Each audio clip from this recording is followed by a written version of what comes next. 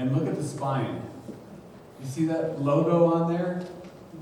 That oval? It's an interesting logo. It's the logo of the UCC. And it looks a little bit like those old, I think they're kind of Renaissance paintings of rulers and monarchs, sometimes of the baby Jesus or Mary holding an orb, and there's a cross on it, and this symbolizes their power over everything.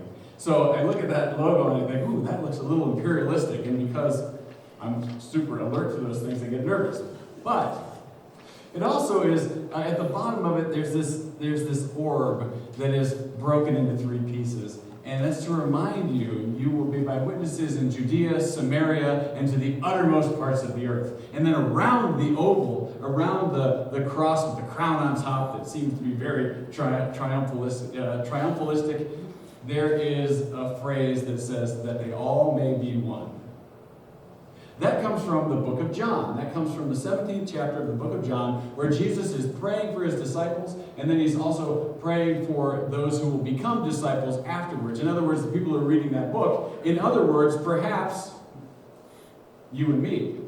That they all may be one. And it makes sense because the UCC was part of this huge movement in the 20th century to unite Protestant churches. And if you consult the scholarly journal Wikipedia, you will find... You use that, right? Yeah. You'll find a list of dozens of efforts around the world for Protestant churches to come together and become one. Sometimes that's a difficult thing. Some churches make that kind of unity makes more sense. The United Methodist Church made sense because they have a shared theology, a shared history. When you have Baptist churches getting together, it makes sense because they have a shared history, a shared sort of doctrine. But when you try to unite disparate groups of people, sometimes there is tension. And so the prayer of Jesus, that they all may be one, is much more intense and much more serious. I think that there is an idea among a lot of people, probably Christians and non-Christians, that a long time ago there was this in the early Jesus movement, there was this early church. There was Christianity. And everyone was on board with the same task. When Kim and I were young, we had a mentor who was part of the Jesus movement in the 60s and 70s.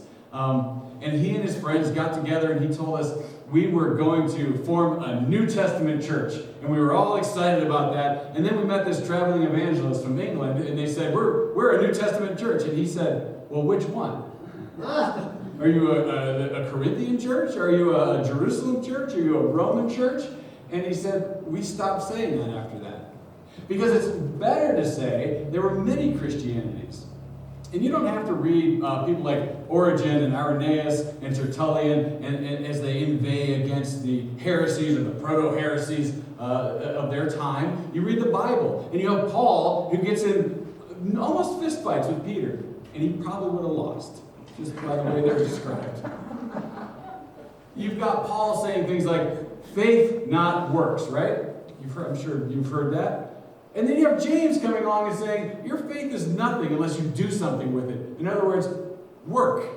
You've got God is love, one of my favorite passages from 1 John. And then you've got, right after that, at least sequentially in the Bible, you've got the book of Revelation, where God comes and destroys the whole house. There is a diversity of understanding of what this all means, and it comes from the very beginning. There's no complete harmony in unity. But unity doesn't have to come from complete harmony. In about maybe 165 CE, there was a Syrian Christian named Tatian who put together a harmony of the four Gospels. Because I don't know if you've read the four Gospels, but they don't always agree with each other. They don't always tell the same story. So Tatian said, I'm going to simplify this. And Syrian churches got on board with that. And they said, we really dig this, and we're going to use this in our liturgy. And there were commentaries written on it. We do not have one copy, at least that we know of that book. We have these little commentaries. We've got people talking about it. And it was about 200, 300 years later that a bunch of bishops decided this is heretical and they got rid of it. I think he meant well. I don't know what his motivation was. Anytime you see a movie or read a book about the life of Jesus, it is probably a mishmash. It is a harmonization. Unless it's called the Gospel according to John or St. Matthew's Gospel. Then you know what you're getting into. But if you're just seeing something that's put together, it's probably pulling all these pieces together. So, the Gospel of John. The other three Gospels tell the same story. At least they tell the story in the same way. They are called the Synoptic Gospels, right? They're called the Gospels that look together. They have the same chronology. They have very similar stories. They have the same characters. John is an outlier. John, if they're over here, John is... Phil told me I'm moving around a lot. John is all the way over here. John is telling a completely different story. The only story that overlaps between John and the other three Gospels, all four Gospels I should say, is this story of the feeding of the 5,000. John is trying to tell a very different story. Here's an example. If you read the book of Mark, if all you had was the book of Mark and you read it from front to back, this is the impression you would get. That Jesus, when he was baptized, became aware of being the Messiah. He became the Messiah when he was baptized and tempted, is the impression that you would get. And then you turn to John, and John has this word. In the beginning was the Word, and the Word was with God, and the Word was God. This is this eternal force in Greek philosophy and picked up by cosmopolitan Jews.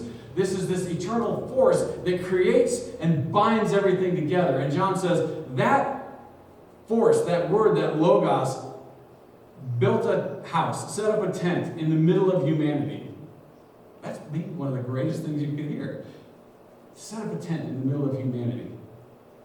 And not only that, this word is not just this eternal force, this word is God. So you have Jesus walking around as God all the time. And often John will say, Jesus asked this, but he knew what he was really saying, right? Jesus said, I thirst, because he wanted to fulfill the scriptures, not because he was thirsty. You have all of these different stories happening in different ways.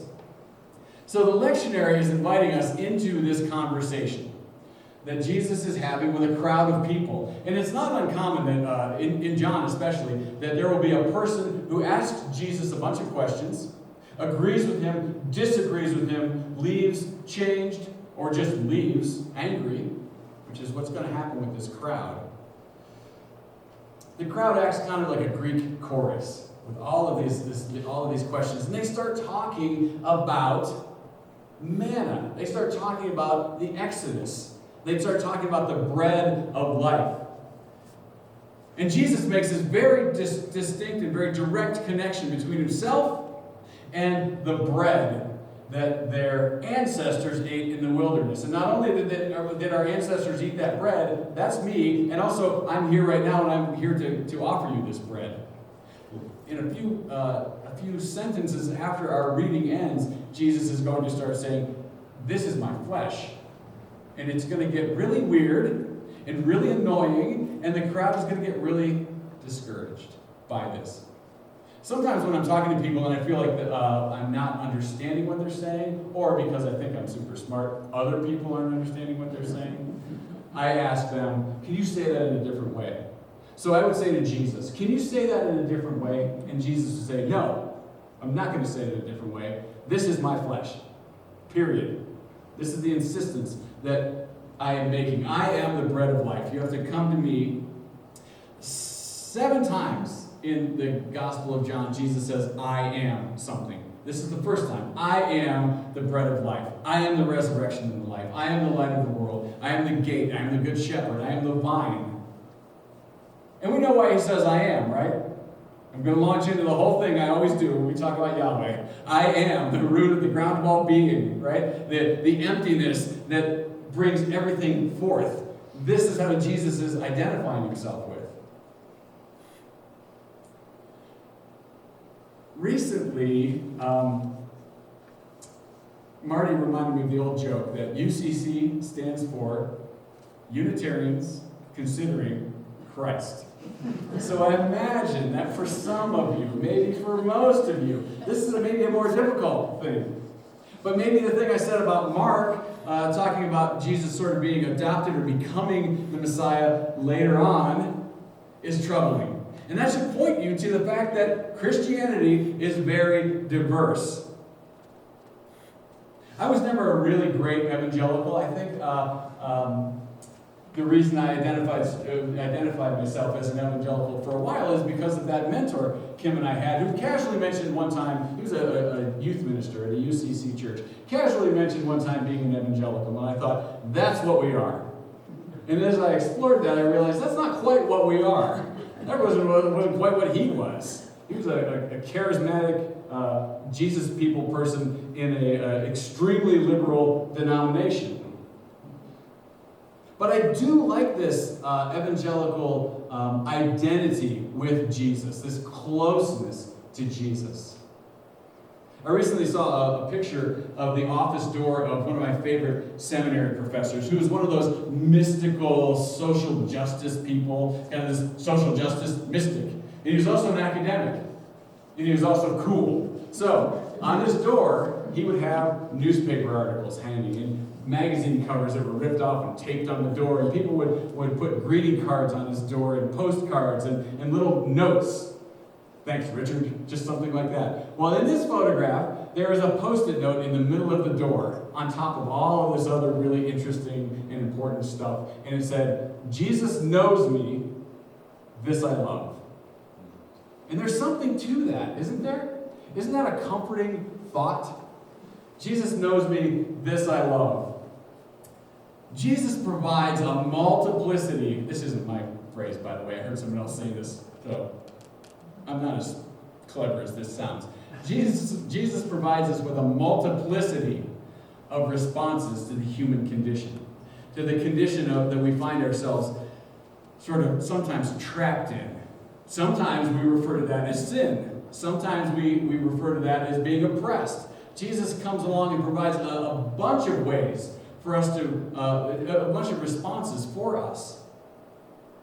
I am the bread of life. The bread of life that comes down from heaven gives life to all the world, is basically how Jesus says it. And this is a communion meditation. Here's another little thing about the book of John that I don't think most people realize when they watch all the harmonizations that go on in movies, or when we're not supposed to really tell you this, I don't think, from the pulpit. The Gospel of John doesn't have a communion story. It doesn't have a Last Supper. It has a Last Supper. Jesus eats one last time with his disciples, but it is before the Passover. It is not a Passover meal like it is in the other Gospels. And John's very intentional about telling you that. This happened before the Passover. There's no wine. There's no broken bread. Jesus washes his disciples' feet, and then he talks for a long time, which he does in the Gospel of John, and then he prays for a long time, and then off they go. There is not this. The Lord Jesus, on the night when he was betrayed, took bread, and when he had given thanks, he broke it, and he gave it to them, saying, "This is my body, which is for you. Do this in remembrance of me." In the same manner, after the supper, he took the cup, and when he had given thanks, he gave it to them, saying, "This cup is the new covenant in my blood, which is poured out for many." And then in the church I grew up in, the minister would say, "And so ministering to you in his name, we give you this bread and this cup." There's none of that in it. That little piece comes from the Apostle Paul, who wrote the very first words that we have that describe Jesus' actions and his words. And then, of course, the other three Gospels tell that story. That's not in John at all. But this is still a communion meditation. And I think that's the best word for it. We call it communion, right? Some churches say Eucharist. Some churches say Lord's Supper. And this is my observation, that if you say Eucharist, you probably celebrate it every day or every week. If you say communion, you do it once a month. Checks out. If you say Lord's Supper, You probably do it quarterly or maybe once a year. And guess what? None of them are right. And none of them are wrong. There is a diversity of practice within Christianity. There's a diversity of thinking. There's a diversity of theology. And we ought to be okay with that. And we go to someone else's church and we say, well, that was nice, but I don't think that was quite right. I think we should do it differently. This is a communion meditation. This is a communion meditation that is about unity. It's about coming together. Jesus identifies himself as the manna. It's a very mystical kind of thing. And I think that in our world, in the Western world, we don't make room for mystics. We don't make room for poets. We don't make room for artists. When we do, we co-opt their work and we sell things with it. Right?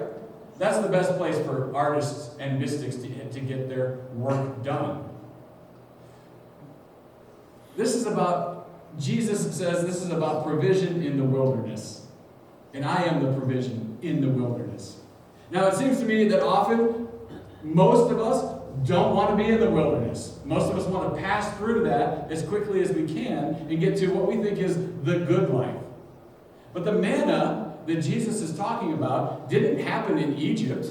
It wasn't provided for them in Egypt. It wasn't provided for them in the promised land, the land of milk and honey. It was provided for them in the middle of this wilderness, in the middle of suffering and danger and fear. And this is one of the few times in the book of Exodus when the people get mad at God and God says, you're right, I got to take care of you. They're complaining. Why did you bring us out here, they say to Moses. Did you bring us out here to die? Where is your God now? And Moses goes and says, hey, God, these people are really driving me crazy. And God says, yeah, you know what? So the next day, they wake up and there's bread all over the ground. And they gather it up. And they eat it. And the next day, there's more bread. And then one day they say, this pastry that we're eating, it's not good enough. And Moses says, okay, God, look, they're still freaking out about the stuff. So a bunch of quail fly overhead, die, fall down, and the people eat up the quail. And then they're kind of happy. And then there's stories about water coming out of rocks. There's all this provision in the middle of danger, in the middle of fear and suffering. I am the bread of life. The bread that comes down from heaven gives life to everyone. Life is about relationship. We live life in relationship. We live life in relationship to ourselves, to the people around us, to the very earth that we live on. A while ago I heard a Christian animist, because Christianity is super diverse, right? Google that, Christian animist, who said, the world is full of persons, and some of them are people.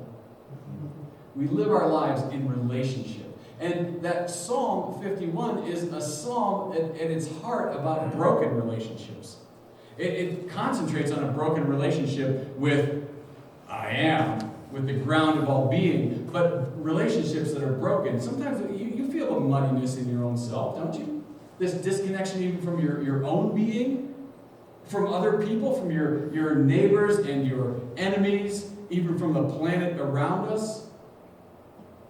And Jesus says, I want to restore those relationships. We can understand that. So Jesus comes along and says, I am the bread of life. Whoever comes to me will never be hungry, and whoever believes in me will never be thirsty. In this communion meal. Now, despite the fact that Christianity is super diverse, has lots of different expressions and ways of being, there is kind of a common thread that runs through it. From very early on, in fact, I think Paul is talking about this when he gives that Eucharistic message that the Lord Jesus on the night he was betrayed. He is talking about what's been called an agape meal.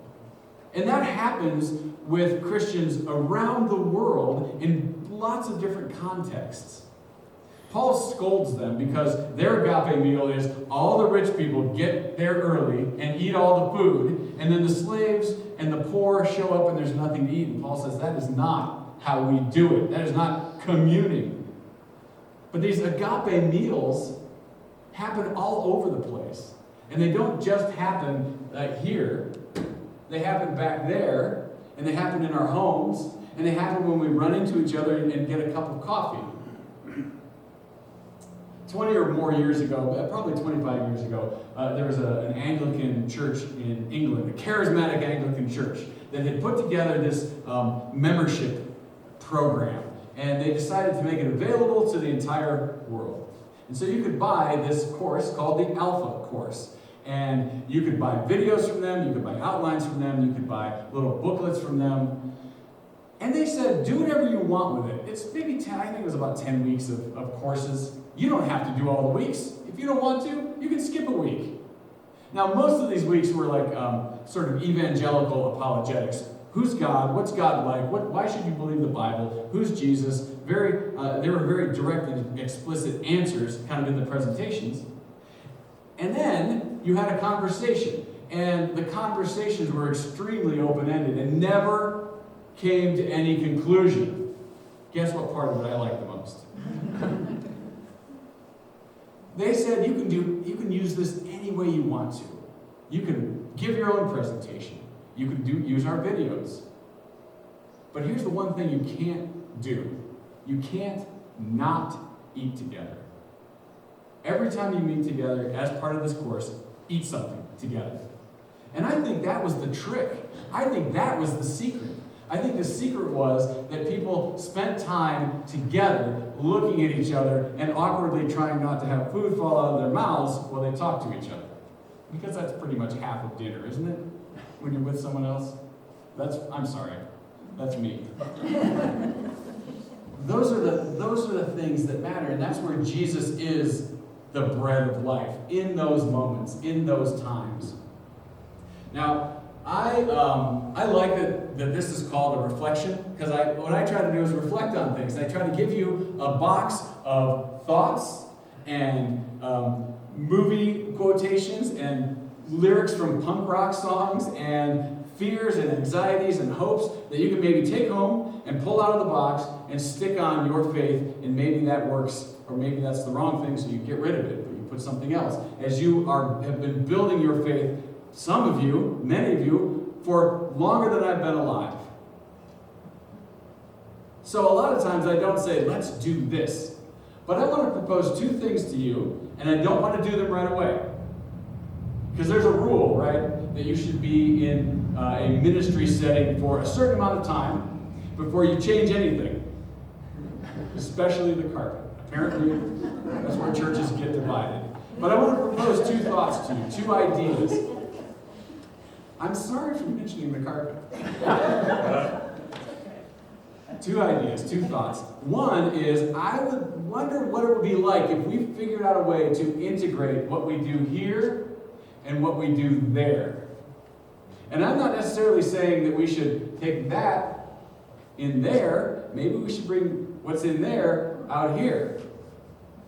So next month, don't be surprised if there's a coffee pot sitting on the table. If you hate that idea, let me know.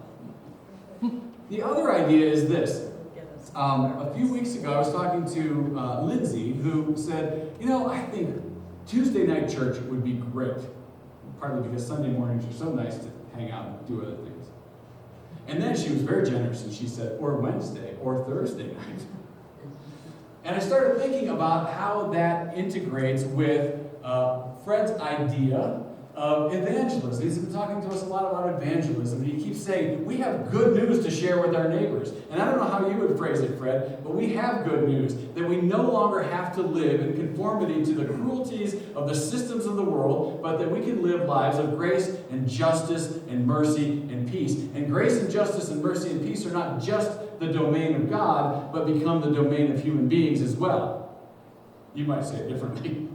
But we might say it all of that way. So if we had an evening opportunity where maybe once a month we ate together, and we don't all have to do this. We ate together and we invited our neighbors and we sang and prayed and maybe even contemplated something. I think we would find that very, very productive and very useful and very worthwhile. Life is always lived in relationship. And that's what this bread is all about. So here's the little bit of punk rock lyric for you. This is from a band called Valley Does, which was a punk rock, Celtic, klezmer, very, very strange band back in the 90s. And this is just part of a song. I think their songwriter was very captivated by 19th century romantic poetry. What does it mean to buy and own when all is God's and God's alone? Does a father feed half his children? Our glory is indeed our shame if our comfort breeds others' pain. This feast would be better if it wasn't so lonely. Theologies of liberation formed from mother's desperation. The church condemns but offers little else. Brother, sun, and sister moon hear a starving child's tune, thanking God for all his goodness. Across the seas, the bitter mutter behind ivy walls and drawn shutters, they plot to keep their own. Moths and worms around us gather, a slow wrath descends a ladder. Mercy received in the measure it was given. Holy Father, we all want bread, both from heaven and your fields so green. I know your grace is man's first need, but I can no longer hold the pain I've seen. I am my brother's keeper, and that I'll always be. I'll not turn my back, be he stranger of blood, and embrace a life of greed. I am my sister's keeper, and that I've always been, even the days I've left her out in the streets. Amen. Well, let's sing together. Sing praise to God. Number 22.